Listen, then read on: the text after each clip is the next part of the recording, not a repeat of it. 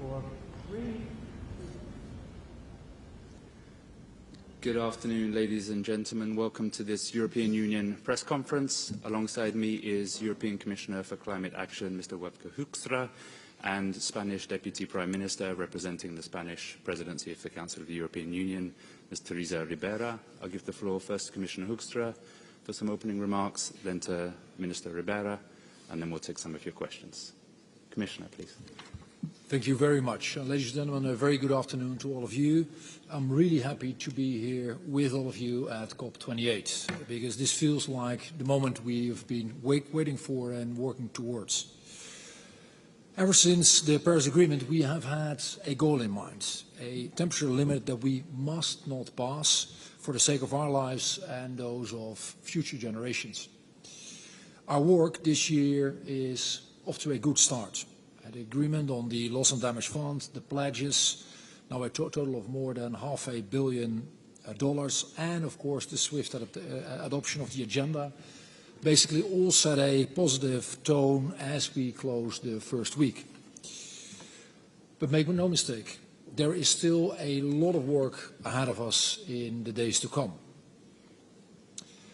COP28 is the moment to take stock of the Paris Agreement. And the science is crystal clear. I've repeatedly said it, and I'm going to repeat it here. We have no alternative than to follow what scientists tell us. And they're telling us we're simply not on track. They're telling us that we need to accelerate our emission reductions, and we need to do it this decade. Ladies and gentlemen, the European Union is here to negotiate an outcome to the global stocktake that sets a higher bar. We know what is needed, and we know that we need to move faster. The world must peak emissions by 2025 at the latest and achieve 43% emission reductions by 2030. And we must also look to 2035, look further ahead and prepare the ground for the next round of NDCs. The crux of the matter, the thing we are of course all talking about, is the phase out of fossil fuels. So let me again be clear where I stand, where the European Union stands. I want this COP to mark the beginning of the end for fossil fuels. This is a key part for the EU and for our negotiating mandates, meaning that all 27 European member states want this to be part of the negotiated outcome.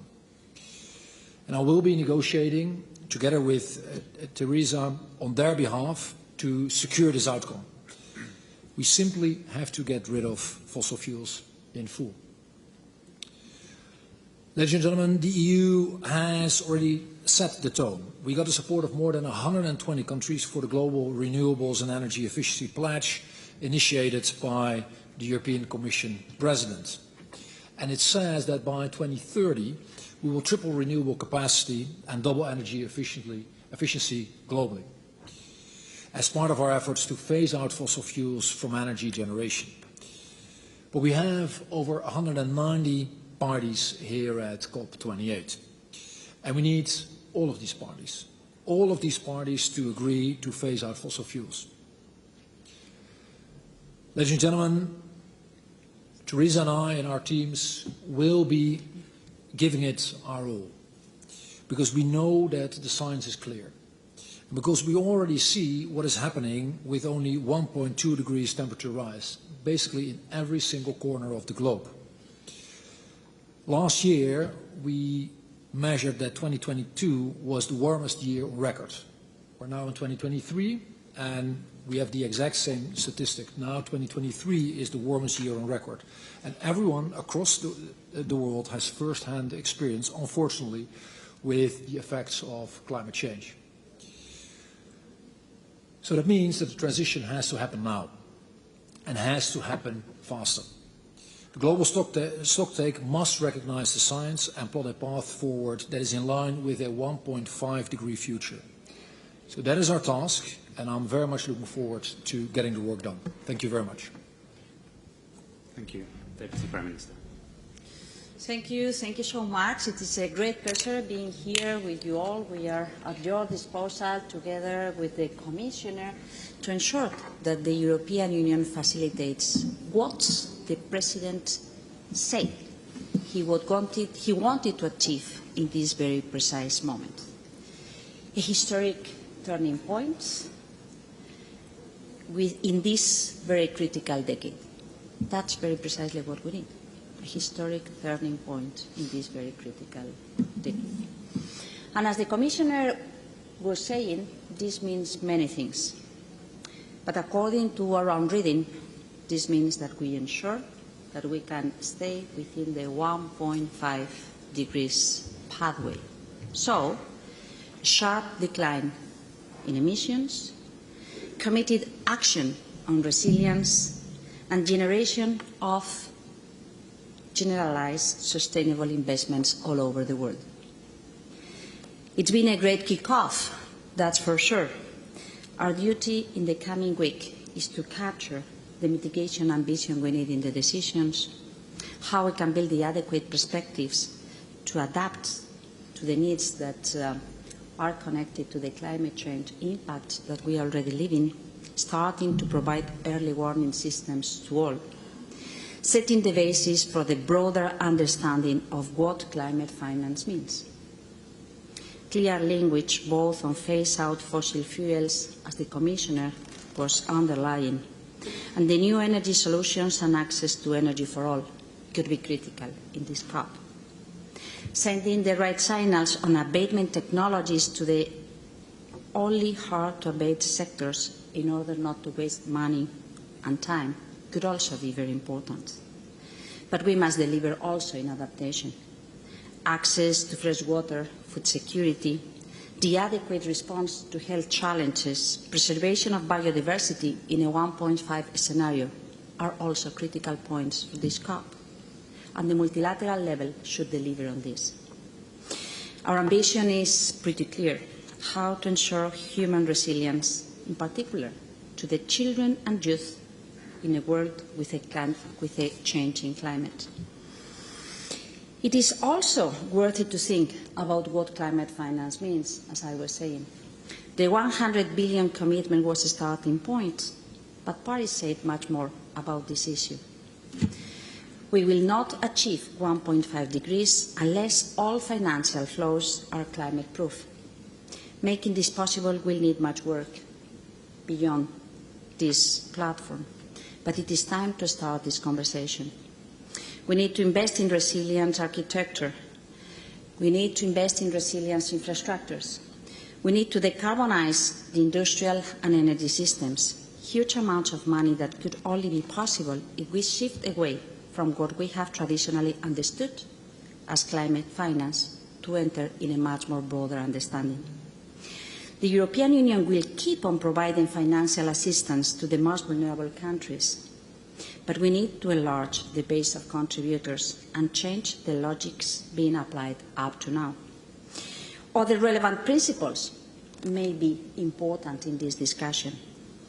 The fair approach relates to historic responsibilities, but it also relates to financial capacities of today, or the polluter pays principle.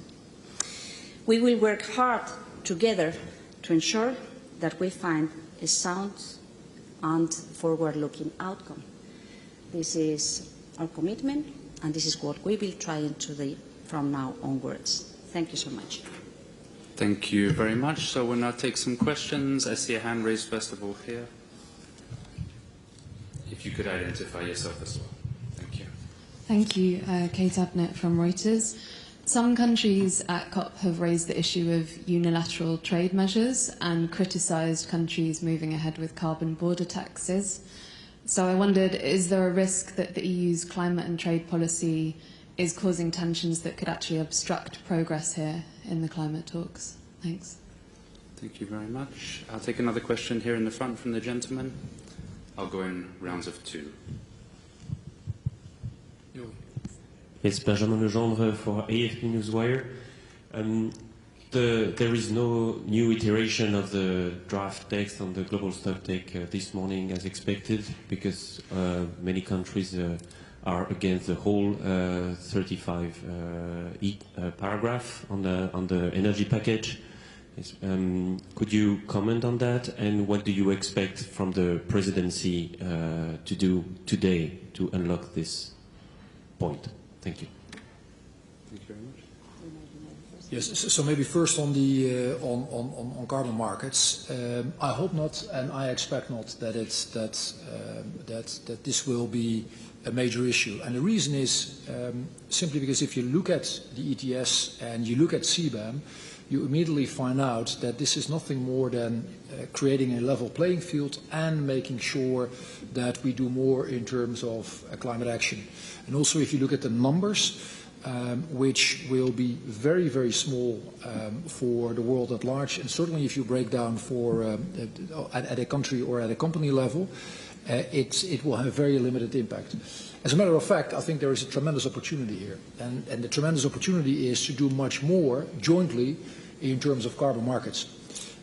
It is, interesting enough, an idea I talked a lot about during the conversations I had in Latin America, in Africa, and in Asia.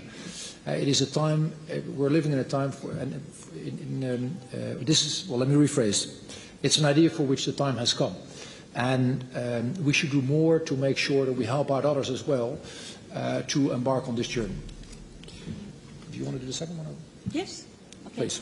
No, thank you. Thank you so much for the questions. I think it is important, and it is also important to remind us that all assessments say that it would be very difficult to have a speedy decarbonization process unless there is a price on carbon. And of course, there is not a question on making things difficult, but facilitating and incentivizing that we all go along this pathway. This is what we intend from the European Union, that each part, each counterpart does also play, according to their own understanding, this relevant role on carbon pricing. But the second question was also very important. What do we expect from the President today, and I would say during the whole week, and what is expected in terms of the organization of the work today?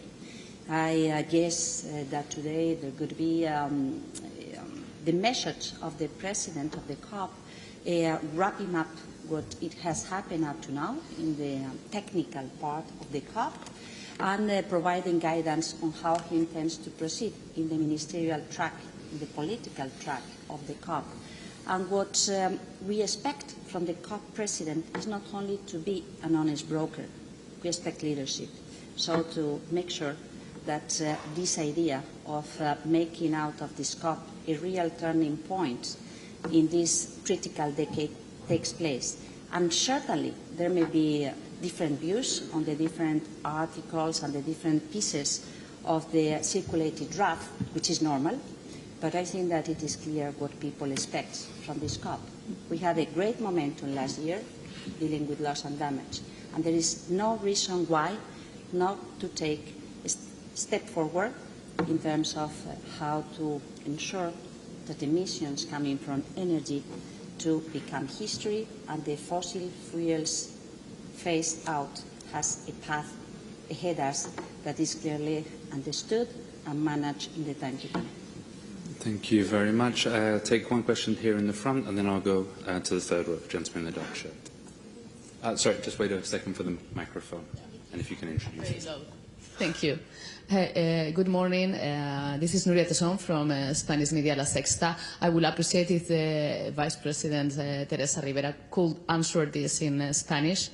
We would love to know if you've been talking about the opportunity or the relevance of maintaining taxes on the benefits of energetic companies. We would like to know if these benefits are still happening or not, and if it will be relevant to compromise or to get a compromise with these companies in order to guarantee the energetic transition, and if you have read or discussed this with your partners in the Spanish government. Thank you.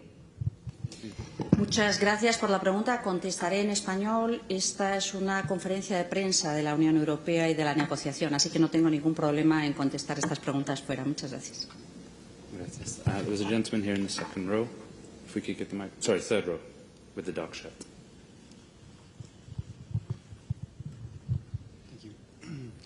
Klaus Schanning from Danish Broadcasting. The Danish government today proposed a 90% cut in CO2 emissions, at least by 2040 for the EU.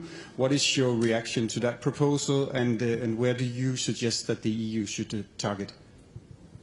Thank you. And I'll take a second one, maybe in this round. Gentleman in the green shirt here on the aisle, please.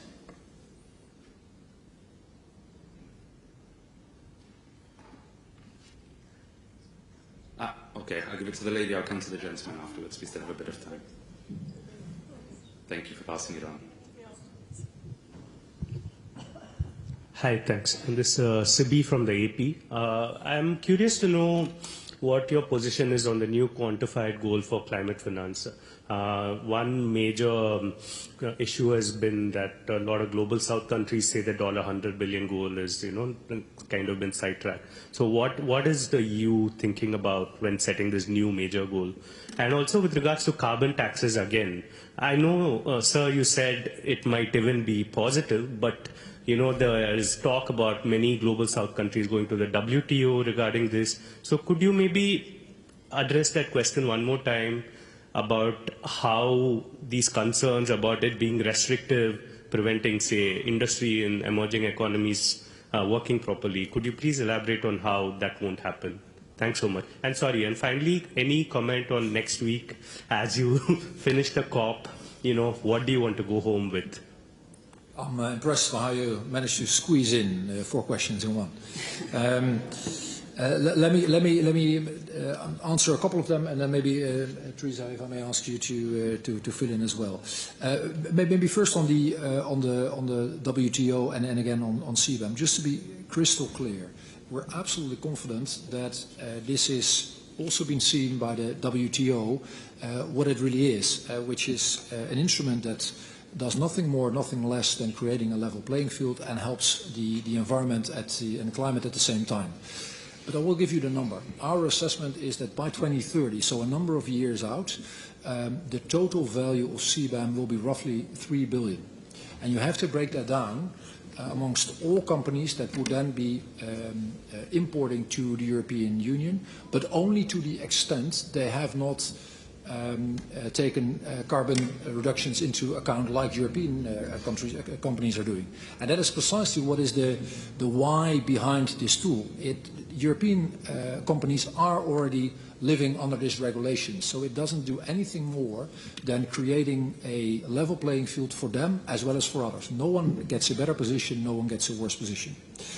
Then maybe on the 90% and the Danish government, and then Teresa, if I may ask you for the financial side of things, unless you would want me to do it. I saw it, and of course, I can only applaud that ambition. For the European Union at large, we might have a conversation about this already at the next Council in December, but in any case, the Commission will come up with a communication by end of January. And what I've indicated in my hearing earlier on is that I will propose to the College to move to 90% as well. But of course, we will need to look into the specific conditions and the prerequisites. And that is the work that is currently underway. But again, that will then be a communication that we will share with the European Parliament. And it will then be up to the next Commission to, in the end, really decide how to continue with this. Yes, just an additional comment on the quantum and the financial expectations. We are here to set the basis of this conversation for the time to come. And as I said, 100 billion is important. It is very important. And public finance, public assistance is important, very important. And the European Union has been, remains, and will be committed on that, particularly towards the most vulnerable. In fact, out of the 410 million being pledged for the loss and damage fund, which is incredibly in place in less than a year, 60% of that amount, 67% of that amount comes from European member states and the Commission. Same for the general reference on the 100 billion. Last year, more than 28 billion came from the European Union. And this is good and will still be the case. But can you figure out how many billions were wasted in new investments since the Paris Agreement was adopted in 2015? A lot. It is impossible to ensure the 1.5 goal if we do not change dramatically the way we assess worth, value, and cost and harm. This is why we think that this is not just a discussion on a figure, but a discussion on how we can capture the willingness of most private companies, the willingness of all development banks, and the willingness of all governments to do the right thing, to reduce the impact of climate change, the cost of this harm, and at the same time to build all what we need in this very critical decade. We have 3, 5, 7 years, no more. This is why we think that it is worth it to discuss some figures, but it is much more important to change the terms of this discussion on climate finance to ensure that we do the right things in a fair manner, but the right things. Thank you. Thank you. I think I had a hand raised in front of me, but yes, in the second row. Sorry, you're right, and then the lady in the third row. You were too polite. Umi Goswami from the Economic Times. My question is to both the Commissioner and to Ms. Rivera. You speak about the tripling of renewables and doubling of energy efficiency and obviously phasing out of fossil fuel. I'm wondering what the European Union proposes to put forward, or what kind of a proposal it supports for a more robust financial mechanism that makes it possible for countries to actually deliver, those who are pledged to deliver and those who haven't pledged to actually step up and pledge. Thank you. If you could just pass the mic to the lady behind you, and we'll take her question as well. Thank you. Siento por el resfrío. Vanya Wokoli from the Malta Business Weekly. I assume that at least informally there have been discussions about how to carry forward the reform of the current financial practices of the multilateral development banks. So is there an official EU opinion on this? And how do you foresee the various financial aid mechanisms of the community, such as Euroclima Plus, having to reform in order to help countries to phase out fossil fuels? Gracias. Yeah, so maybe starting with that first one, as Teresa has just eloquently said, it is crystal clear that the European Union is taking leadership, not only doing stuff in its home market. We're doing now 7% of global emissions. The other 93% are taking place outside of the European Union. But we're also doing more than our fair share, and I think, by the way, that is absolutely justified, in helping out financially. We've done that by stepping up in not only pledging to loss and damage, but also making sure it was delivered already before the COP, but also in doing more than our fair share in terms of the 100 billion, with indeed 28, I think the dollar number is 30. So we're putting our money where our mouth is. At the same time, I think there's even more room for cooperation in terms of companies, particularly in hydrogen and in renewable energy. But that is not for here and for now. I think our commitment is crystal clear. Thank you. Thank you for the two questions. Quick comment. The first of them, yes, we need to build robust financial mechanisms to facilitate a much more interest in pledging. And we could even think on how the oil and gas companies feel that they have a share to share in the most vulnerable countries, so to facilitate a robust, sustainable development in these countries. We would need to align many different issues. We would need to work for a while with different countries also, depending on the relative income in each country or the capacity to contribute according to the polluter pays principle. There are many things that we could be discussing in a friendly manner, so to ensure that we enlarge the base while we transform in a systematic manner the way of understanding, as I said, value and expense, waste, cost. On the second issue, it's true that we need to restructure the financial system, but in fact this is not the place. This is the place where we can send very relevant signals. This is the place where many economic players, both public and private, investors, financial institutions, have a look. So to learn, to have orientation on how they could change the way they identify their own strategies. And it is important that the message are clear. Then, elsewhere, the decisions, the official decisions will need to be taken. But we cannot miss the opportunity to say what it could be important to say, not to waste any additional cent in what it harms the humankind. Thank you. Gentleman in the middle has a mic, and then I'm going to go to the lady at the end of the front row, and that will be all we have time. Sorry. I'm Rasmus Svaneborg from the Danish news agency Ritzau. There's a lot of worry that the term abated in the sentences regarding fossil fuels can be a gateway to have non-trustworthy climate credits and that kind of things. What's your stand on the word abated in the fossil sentences, and are you sharing that concern? Thank you. And then if we could have the microphone at the end of the front row. This will not be the last European Union press briefing this week, so don't worry. We'll share them out later. I'm Ivy. I'm with S&P Global. So my question is also related to CBAM.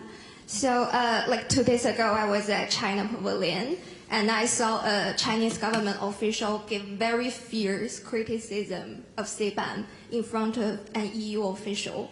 I mean, as you mentioned, like CBAM is like WTO to decide whether it's reasonable, and also it's a more or less domestic policy.